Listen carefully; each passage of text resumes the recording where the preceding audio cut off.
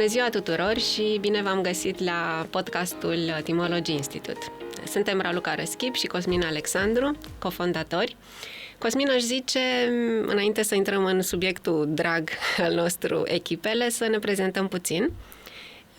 Pot să încep eu? Te rog. Raluca Răschip sunt. În ultimii 3-4 ani mă definesc ca un team coach la modul oficial. Am background de business și de conducere de echipe, peste 20 de ani.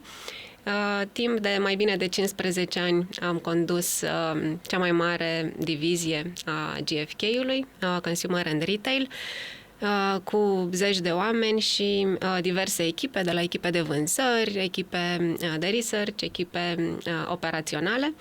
Împreună cu acești oameni din echipele pe care le-am condus, reușind să generăm în această perioadă un business de peste 40 de milioane de euro. Ziceam că în ultimii ani mă definesc în mod oficial team coach pentru că în urmă cu 3 ani m-am alăturat EA-ului, pe scurt, și anume The Entrepreneurship Academy. Ca team coach este singura universitate de antreprenoriat din România, o facultate de realitate, cum ne place nouă să-i spunem, și mă bucur în continuare că fac parte din echipa EA-ului, bucurându-mă să lucrez ca team coach cu echipe de tineri antreprenori foarte motivați și energici și deopotrivă cu o echipă de team coach extraordinară. Cosmin, dacă ai putea, te rog să te prezinți și tu puțin. Mulțumesc, Raluca. Eu am început în anii 90, la început ca antreprenor, am cofondat împreună cu niște prieteni GfK România, atunci nu se numea GfK România, ulterior, după ce am vândut-o, s-a numit GfK România, cel mai mare institut de cercetare de piață din România. Am construit compania asta, am vândut-o, după aia am continuat să o conduc până în 2005, când am plecat în consultanță și am făcut consultanță, am avut o firmă de consultanță în branding și strategie câțiva ani, iar apoi împreună cu un bun prieten și partener de business, Adrian Stanciu, am avut o firmă de consultanță în procese de transformare organizațională. Și de 5-6 ani, cam odată cu apariția Facultății de Antreprenoriat, m-am specializat în lucru cu echipele, în dezvoltarea performanței echipelor, cu precădere a echipelor de management și asta mă pasionează acum, asta mă bucur că facem împreună și asta sper să reușim să împărtășim cu cei care ne urmăresc podcastul, pentru că e un subiect care noi credem că merită multă atenție. Că spuneai că ce facem acum împreună, aș vrea să dezvolim puțin ce facem în Teamology. Teamology e răspunsul nostru pe care, așa cum am știut să-l construim mai bine, un răspuns la situația mediului de business, practic, din România, o situație care e din ce în ce mai complexă și cu un ritm al schimbării din ce în ce mai alert. Răspunsul ăsta al nostru vine pe 3 paliere mari. Odată, programele pe care le facem pentru diagnoza și dezvoltarea echipelor performante, pentru ca ele împreună să obțină cele mai bune rezultate posibile. Un al doilea palier ar fi dezvoltarea managerilor, deci a liderilor echipelor, astfel încât ei să poată să-și construiască și să-și conducă cât mai bine echipele lor. Și al treilea e legat de performanța organizațională. Cu precădere vorbim aici despre colaborarea dintre echipele unei organizații și cum pot ele împreună să facă acest mare team of teams. Am făcut multe lucruri încă de la începutul anului, de când ne-am lansat, printre care și un studiu despre care urmează imediat să povestim mai multe, dar până atunci, Cosmin, mă gândeam poate Eu am spus de ce etimologii, poate ne spui tu un pic de ce acest podcast? Acest podcast ni s-a adunat ușor din experiența de lucru și experiența de lucru cu clienții din business, lucrăm foarte mult acolo, și experiența, să zic așa, academică, pe care o avem amândoi la Facultatea de Antreprenoriat, unde un element esențial al modelului de învățare e că studenții lucrează în echipe, nu pot lucra singuri, ci obligatoriu trebuie să lucreze în echipe, și din ceea ce am tot învățat și văzut predând un curs de leadership și la un Executive MBA, la Maastricht School of Management din București. Am predat și prin alte țări pentru ei, dar cel mai mult predau la București și aici iau contactul cu durerile, ca să zic așa, și provocările pe care managerii le au atunci când conduc echipe la toate nivelurile. Și atunci, cumva, zona asta de echipă și conducerea echipelor, mereu când încep să lucrez cu oamenii, e destul de confuză. Fiecare are sentimentul că știe despre ce e vorba, dar după aia când se aud unii pe alții, constată că știu lucruri foarte diferite. Când ne mai aud și pe noi, lucrurile sunt și mai diferite. Asta e cum să zic așa, o motivație mai largă. Există și o motivație mai restrânsă, și anume pandemia. Pentru că pandemia a influențat major felul în care organizațiile funcționează și mult mai mult decât înainte de pandemie, performanța organizațiilor a devenit o colecție sinergică de performanțe ale echipelor care compun organizația. Și asta și la nivel global, nu numai în România, a pus un accent și un interes mult mai mare pe cum se obține performanța echipă, cum se definește, cum se măsoară, cum se conduce. Așadar, există deja la momentul ăsta suficiente surse de inspirație și de știință și de practică care merită împărtășite și despre care merită să vorbim, spunând din capul locului. Cred că e important că ce spunem noi aici nu e adevărul absolut cu amare, nu e scris în nicio piatră și în nicio Biblie, ci pur și simplu e adevărul pe care îl știm noi, pe care l-am aflat, l-am învățat, l-am experimentat și pe care l-am trăit împreună cu studenții sau clienții noștri. Așadar, oricine are păreri diferite sau lucruri de spus în plus, o să ne bucurăm să le auzim. Și pe care îl perfectăm continuu. Absolut. Da? O să ne bucurăm și noi să învățăm ca urmare a acestui podcast, să aflăm lucruri noi și să facem lucrurile mai bine, așa că suntem foarte deschiși la orice fel de feedback despre ceea ce discutăm aici. Mulțumesc! Iar în prima serie a podcastului nostru, noi ne propunem să punem cărămizile pentru o bază bună de înțelegere a ceea ce înseamnă construirea și conducerea echipelor performante. Iar în acest prim episod, că aici suntem, o să deschidem practic subiectul. O să povestim un pic despre ce provocări am colectat din interacțiunile noastre, din experiența noastră zilnică, care vin din zona de business în ceea ce privește echipele, și să conturăm așa un răspuns un pic mai de sus al subiectului, urmând ca apoi în episoadele ulterioare să facem zoom-in și să intrăm mai în profunzime în aceste subiecte. Da, cred că e important. Sunt mai multe, cum zici, sunt mai multe provocări pe care subiectul ăsta al echipelor și mai ales subiectul performanței în echipele ridică la momentul ăsta. Eu pe la clienții mei văd în general două linii de forță, așa, de provocare majoră. Una e asta cu lucru hibrid, lucru de acasă, lucru de la birou.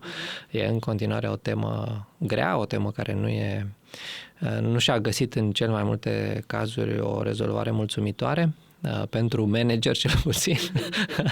Așa. Și iar a doua este asta a diferențelor generaționale.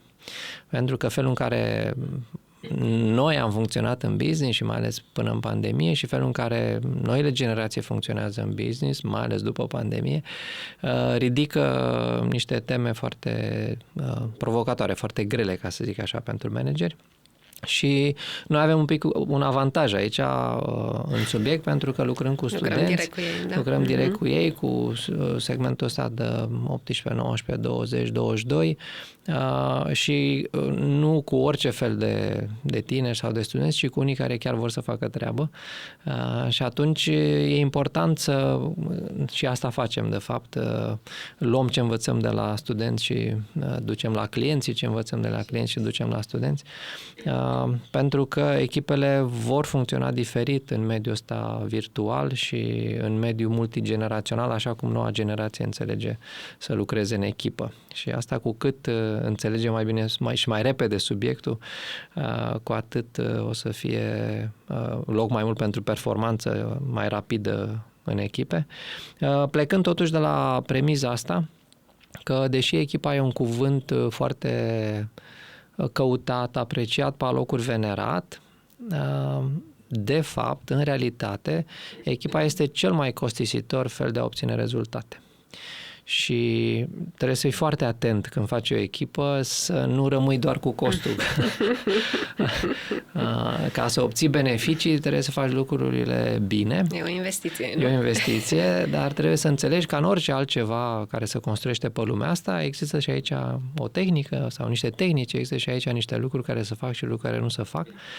Însă e important de înțeles că nu e așa de, cum să zic, de la îndemână cum pare. Ne-am adunat 7, 8, 10 oameni și acum suntem o echipă. Lucrurile sunt departe de zona asta. Dar dacă înțelegi că, nu știu, când petreci o oră într-o întâlnire, de fapt nu petreci o oră, ci petreci 8 sau 10 ore într-o întâlnire, atunci încep să fii foarte grijuliu despre cum să faci ca întâlnirea aia să nu fie o pierdere de timp, să nu iasă oamenii de acolo frustrați, nervoși, nemulțumiți sau complet demotivați, ci să o desfășori într-un fel în care oamenii să iasă cu energia de care au nevoie ca să construiască ulterior. Aș completa și eu puțin, Cosmin, cu provocările pe care le-am aflat noi în Teamologii din studiu. Da.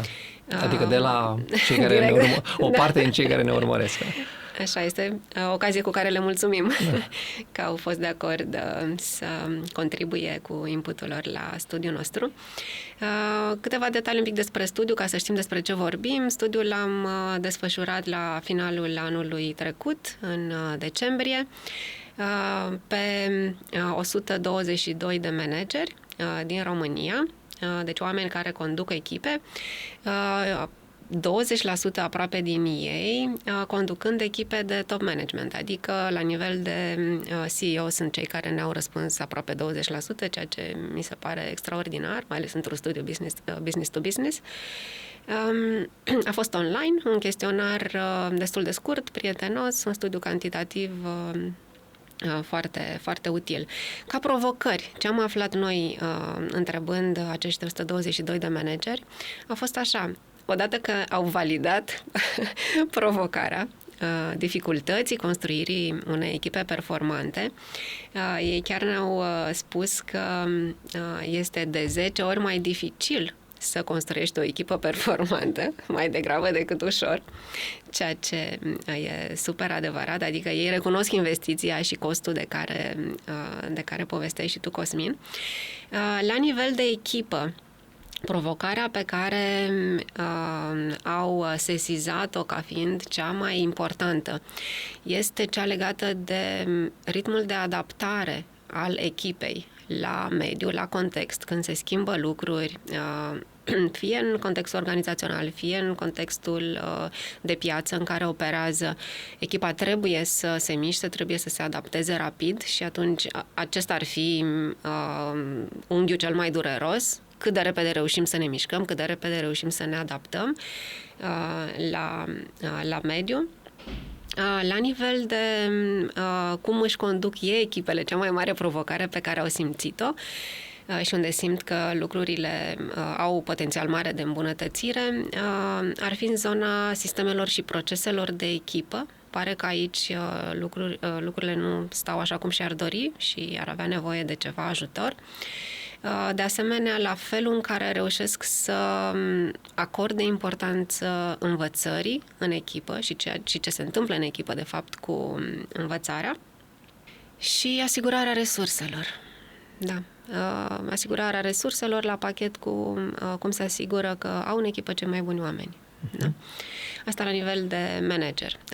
Și la un al treilea nivel, la nivel de organizație, cea mai mare provocare pe care au văzut a fost în zona colaborării dintre echipe. Spuneai mai devreme și tu de pandemie. Pare că, așa cum ne-au răspuns managerii cu care am discutat, pandemia a lăsat urme pe acest subiect, în sensul în care e mai rău decât înainte. Adică poate că nu eram nici înainte în cea mai grozavă poveste din punct de vedere al colaborării dintre echipe, însă, din păcate, pandemia ne-a silozat și mai rău, a afectat rău relațiile și comunicarea dintre echipe și asta se simte. Se simte și doare la nivel organizațional, pentru că, după cum știm foarte bine cu toți, asta impactează direct performanța organizației pe de întregul. Da, deja cred că am trecut de un sfert de oră de când vorbim de subiect. Noi venim cu un background de cercetare și asta înseamnă că prețuim foarte mult claritatea conceptelor. Mă întrebam dacă n-ar fi un moment bun să și definim chestia asta despre care vorbim. Și anume echipa, da. Da. Ce înseamnă o echipă? Da. Da, avem o... E unul dintre cuvintele alea despre care, când le rostim, toată lumea are sentimentul că știe despre ce vorbește și că vorbim toți despre același lucru. Da. Dar când, cel puțin în lucru, în workshop-urile mele cu clienții, când cer definiții, ne apucăm să întrebăm ce e o echipă, lucrurile încep să devină problematice. Da, sunt multe definiții, multe înțelegeri ale cuvântului. Noi doi operăm cu una cât se poate de simplă și clară, cea notată de Katzenbach and Smith, și ea sună în felul următor. O echipă este formată dintr-un număr mic de oameni cu competențe complementare care își asumă în comun un scop, niște obiective de performanță și un fel de a le obține, iar pentru reușita acestor lucruri se țin răspunzători unii pe alții. E o definiție scurtă, clară, dar care o să ne ocupe vreo 4 sezoane de podcast. Am zis orar. Da. Pentru că în fiecare element de aici, din definiția asta, e foarte multă muncă ca să îl obții așa cum trebuie.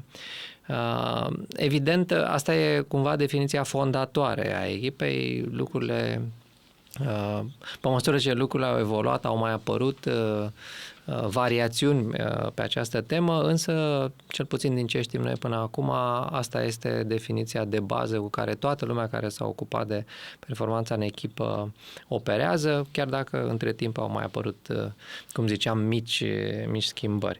Însă e foarte, foarte important să avem o definiție clară, pentru că singurul sau cel mai bun fel de a reuși ceva e să știi ce vrei să reușești.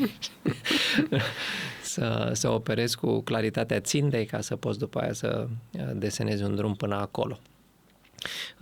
Acum, când vorbim de echipe, normal că vorbim de echipe la diferite niveluri și asta poate e important de spus, apropo de cum o să continue podcastul ăsta în toate sezoanele lui. Noi ne ocupăm de echipe, dar cum ziceam, cu pregătire de echipe de management, adică care trebuie să managereze un nivel de complexitate destul de mare. Și dacă la nivelul echipelor sau despre echipe există mii, poate mai mult decât mii, de cărți, resurse, cursuri, podcasturi sau tutoriale pe YouTube în toată lumea, la nivelul echipelor de management, la nivelul echipei CEO-ului, ca să zic așa, o echipa care conduce organizația, există mult mai puțin. Și mult mai multă nevoie. Aș completa un pic, pentru că fix așa a ieșit și din studiul nostru. Da. Știi, am întrebat la final unde e nevoie de intervenție, unde sunt problemele cele mai acute, unde e potențialul cel mai mare de a face lucrurile diferit. Și asta ne-au spus. La nivelul echipei de top care conduce organizația. Da. La nivelul ăsta, din știința și experiența noastră, sunt foarte puține resurse. Noi folosim cu pregătere 2. Una este o carte scrisă de Eric Schmidt, fostul CEO de la Google, care se numește $1 Trillion Coach. Nu știu cum s-a tradus în română, dacă s-a tradus. Noi o să mai tot folosim cuvinte în engleză în ce vorbim aici, pentru că unele sunt mai complicate de tradus. Și care vorbește despre aportul unui team coach, Bill Campbell, la performanța echipelor companiilor care între timp, la vremea aia nu era, dar între timp au depășit $1 trillion în capitalizare la bursă. Și e un om, o legendă în Silicon Valley, antrenor de sport, care a lucrat cu toate echipele astea și Eric Schmidt descrie în carte cam cum îi a ajutat omul ăsta, cum a ajutat aceste echipe să obțină performanțele pe care între timp știm că le-a obținut Facebook, Apple, Google și așa mai departe. Iar a doua este o carte un pic mai scolastică, mai academică, și ea cu cazuistică, cu exemple concrete, dar abordarea e un pic diferită. Se numește Senior Leadership Team, How to Make Them Great, și este scrisă de un fost profesor, a murit între timp la Harvard, Richard Hageman, unul dintre somitățile cercetării și practicii în performanța echipelor pe lume, și Ruth Wageman, care conduce la momentul ăsta o companie, 16 Conditions, care cumva comercializează metodologia pe care o folosim și noi de diagnoză și dezvoltare a echipelor, creată la Harvard în urmă cu niște ani. Asta e o carte care descrie cum să pot întâmpla lucrurile bine la nivelul echipelor de top și nu e deloc un lucru simplu, pentru că cea mai mare dificultate pe care o ridică și cercetarea, dar și practica performanței echipelor de management este să separi între factorii care țin de echipă, care sunt în interiorul echipei și care contribuie la performanță, și factorii care nu țin de echipă, care sunt în afara echipei și a organizației și care contribuie la performanță. Nu știu, inflație, pandemie... Da. Totdeauna izolarea factorilor a fost problematică. Acum, în succesul unei echipe nu e ușor de zis cât e în interior și cât e în exterior. Și oamenii ăștia au cercetat lucrul ăsta mulți ani în vari feluri, au validat cercetarea pe câteva sute de echipe, între timp e aplicată metodologia pe mii de echipe în toată lumea, prin care au reușit să izoleze 6 factori care contribuie, validat în cercetare, contribuie cu până la 80% la performanța unei echipe. Așadar, dacă operezi cu factorii ăștia, dacă te apuci să-i conduci structurat și clar, șanse foarte mari sunt ca pe partea altă să crească performanța echipei. Ei nu vorbesc neapărat de performanța echipei, vorbesc foarte mult de team effectiveness, ăsta e termenul pe care îl folosesc, despre eficacitatea echipei, adică capacitatea echipei de a obține sau depăși rezultatele pe care și le propune.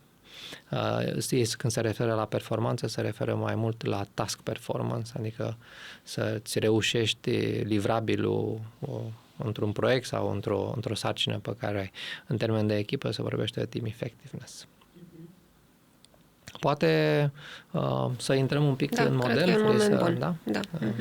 Vorbește un pic de modelul ăsta care cumva, noi nu o să-l preluăm mot-a-mot, dar o să guverneze așa high level și abordarea noastră în restul episoadelor podcastului. O să iau un pic de la coadă. Da.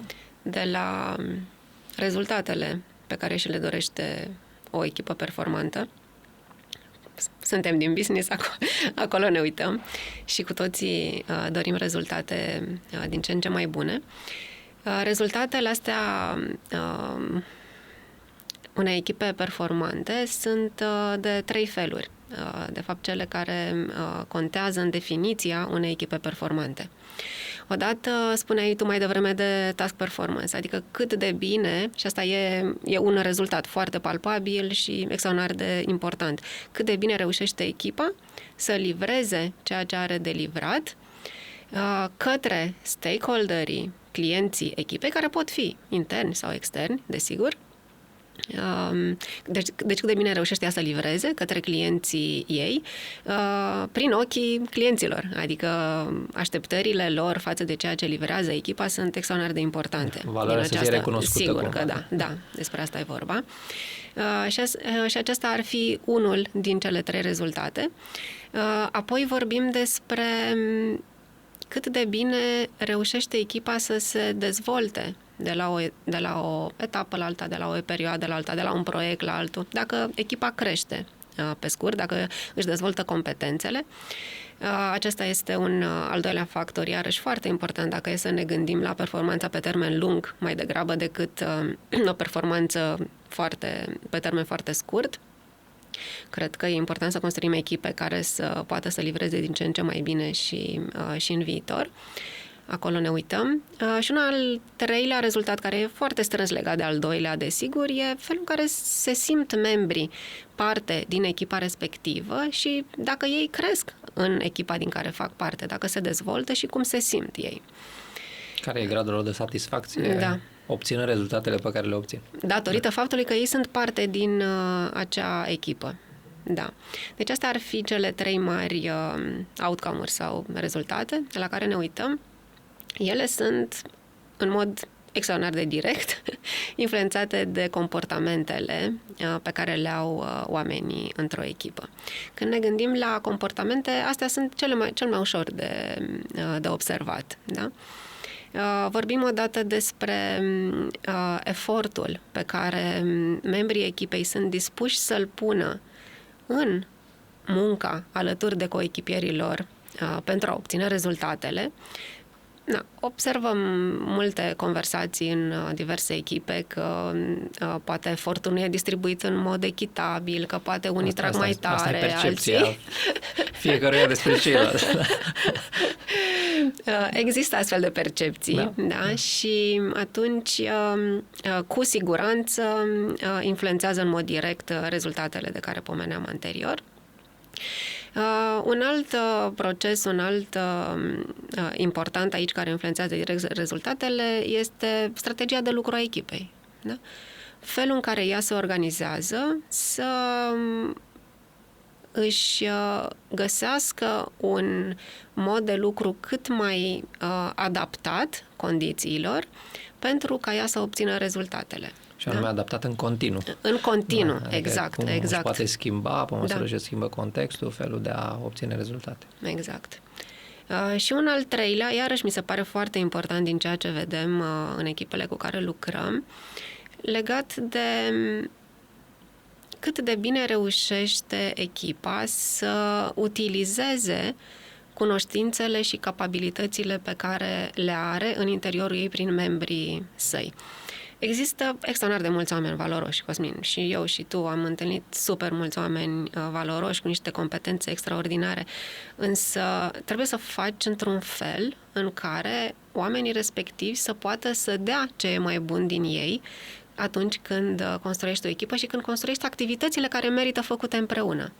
Și ăsta e tot rezultatul unui proces. Pentru că sunt procese care încurajează oamenii să-și pună la bătaie capabilitățile, cunoștințele și competențele și sunt procese în echipe, le-am văzut și noi, care descurajează oamenii să facă chestia asta și în felul ăsta echipa lasă valoare pe masă, adică nu folosește tot ce are valoros înăuntru. Da. Și atunci nu doar că nu obține rezultatele dorite, dar mai și demotivează. Da. Și mai merită spus că și cele 3 outcome-uri de performanță și aceste 3 procese în metodologia asta se măsoară. Da. Adică le putem măsura și putem vedea ce e de făcut. Putem lucra cu ele ca să le îmbunătățim, desigur. Da.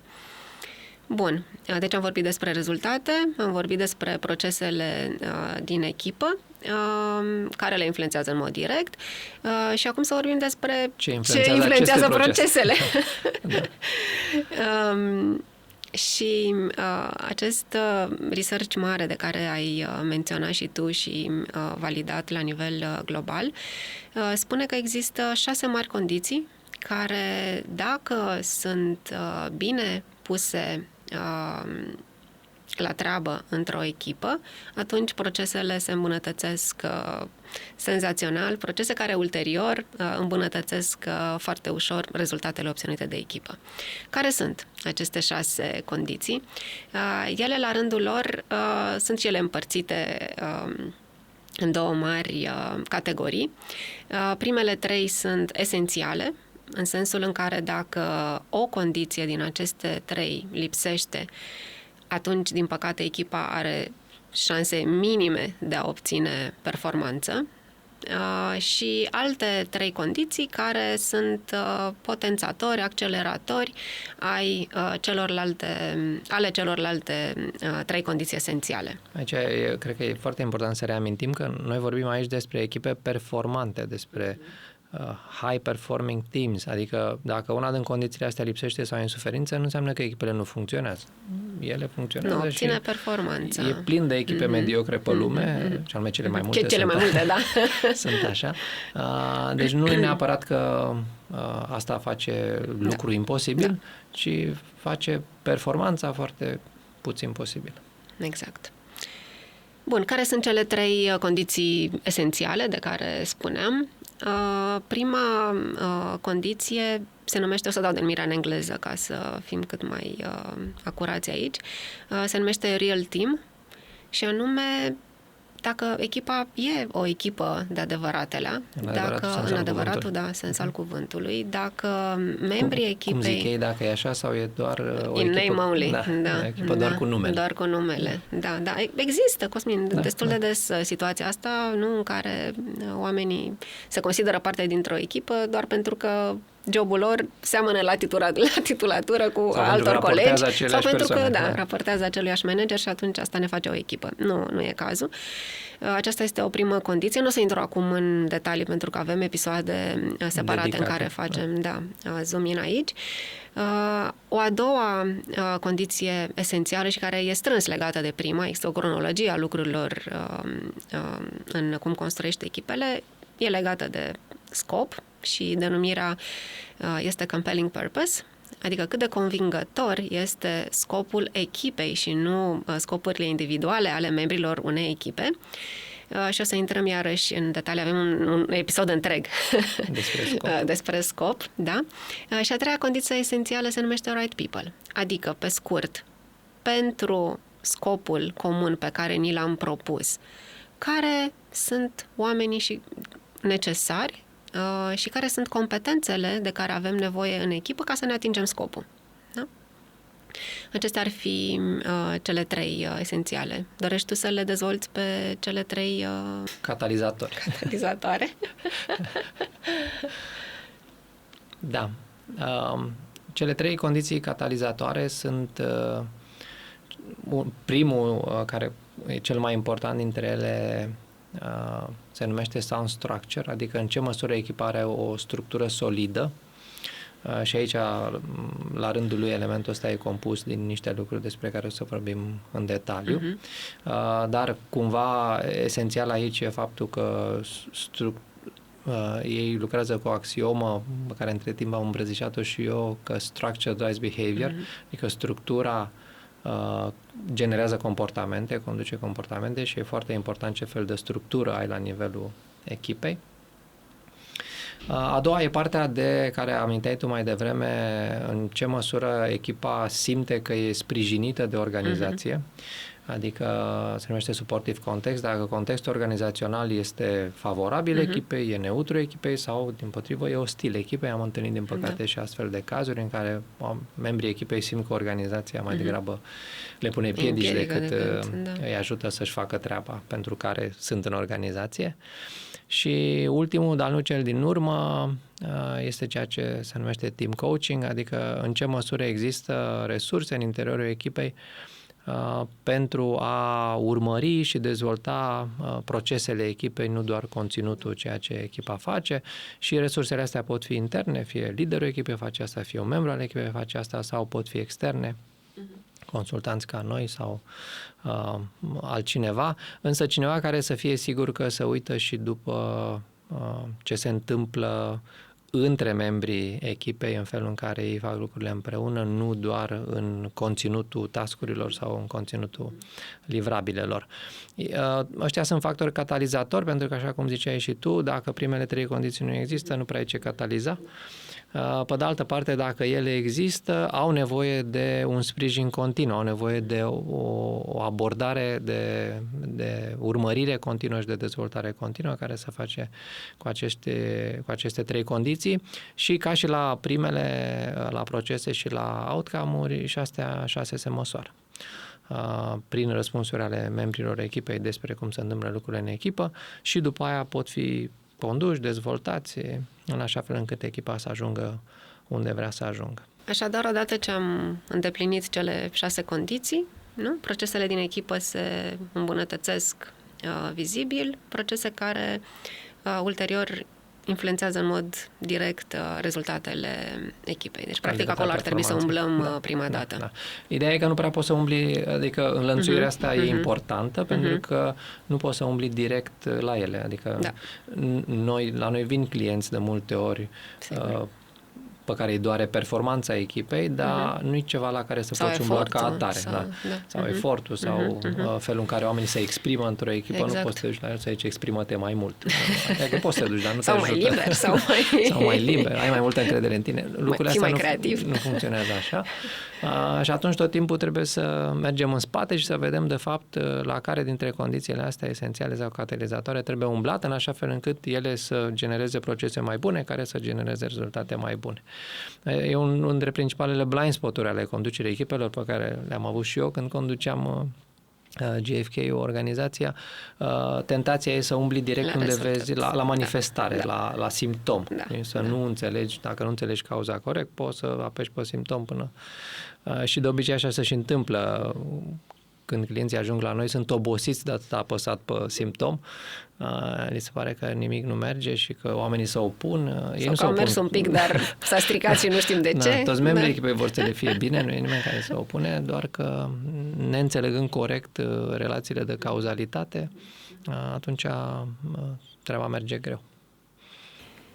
Cosmin, ne apropiem, aș spune, de finalul primului episod, dar aș vrea să facem un pic lumină în ceea ce privește viitoarele episoade, ce urmează, ca să știe cei care ne urmăresc. Și aș zice în felul următor, vom începe cu performanța individuală și anume concret o să vorbim despre ce motivează oamenii să performeze la nivel individual și care e rolul liderului. Înainte să ducem în echipă. Exact. Cu ce venim noi pe persoană fizică într-o echipă și ce ne motivează și care e rolul liderului, extrem de important. Apoi facem trecerea de la performanță individuală la performanță împreună, în echipă, și aici vom vorbi concret despre interdependențele dintre membrii echipei, ceea ce face să fie o echipă în adevăratul sens al cuvântului. Apoi vom avea un episod separat întreg pe scopul unei echipe. Vorbim apoi despre cum îți alegi cei mai buni oameni în echipă. Un alt episod pe echipe antifragile, știu că îți place foarte tare subiectul, și am păstrat 2 episoade cu 2 invitați. Vom avea un CEO dintr-o companie antreprenorială românească și un CEO dintr-o corporație. Da, să încercăm să punem și experiențele practice împreună cu exemplele și background-ul științific pe care o să le aducem în primul sezon, în episoadele din primul sezon. Poate merită spus că în paralel cu acest podcast dăm drumul și la un program dedicat celor care vor să afle cum să construiască și să conducă mai bine echipe performante. E un program de o jumătate de zi pe săptămână, timp de 4 săptămâni, care începe în octombrie și prin care o să parcurgem cu participanții știința și practica conducerii echipelor performante, nu doar cu exemplele noastre, o să avem și noi exemple, ci mai ales cu exemplele lor, cu practica din echipele lor. De la o săptămână la alta o să aplicăm lucruri, o să vedem ce a mers, ce n-a mers, ce putem face mai bine. Evident, cei interesați se pot înscrie pe site-ul nostru pe etymology.ro. Cosmin, ți-aș propune să închidem cumva episodul fiecare cu câte o întrebare cu care rămânem în urma conversației pe care am avut-o împreună. Okay. Și dacă îmi permiți, o să o spun eu pe-a mea, pentru că am vorbit destul de mult despre cum construiești echipele și am dat o definiție clară și succintă a echipei. Și o structură, da. A pașilor. Eu am o întrebare simplă și anume, eu ca manager, de unde o apuc? De unde încep mâine tot acest proces, la modul practic? Asta ar fi întrebarea mea. A ta, care ar fi? O să începem să răspundem începând cu episodul următor. Eu aș rămâne cu întrebarea asta, că în timp ce vorbeam și aduceam aici elemente de profesionalizare a subiectului ăsta de conducere a echipelor, mă întrebam pentru câți dintre cei care ne urmăresc rolul ăsta de lider de echipă are și o componentă profesională, adică poate fi profesionalizat. Nu e doar ceva ce înveți făcând și furând meserie de la alții, ci pentru câți dintre noi e o realitate faptul că există și o știință, există și date, există foarte multe cercetări în spatele felului în care se obține performanța unei echipe și nu e doar intuiție, instinct, talent, carismă și așa mai departe. Sperăm că ați luat lucruri utile din discuția de astăzi. Cum suntem la început, ne-ar ajuta foarte tare feedback-ul vostru. Vă rugăm călduros să ne scrieți, fie pe raluca@etymology.ro, fie pe cosmin@etymology.ro, să ne certați, să ne corectați, să ne ajutați sau să scrieți în ce fel v-a ajutat ceva din ceea ce am povestit aici, ca să știm în episoadele următoare să facem și mai bine decât am făcut în primul episod. Mulțumim foarte mult. Mulțumim tare mult pentru atenție și vă așteptăm la următoarele episoade. La revedere! La revedere!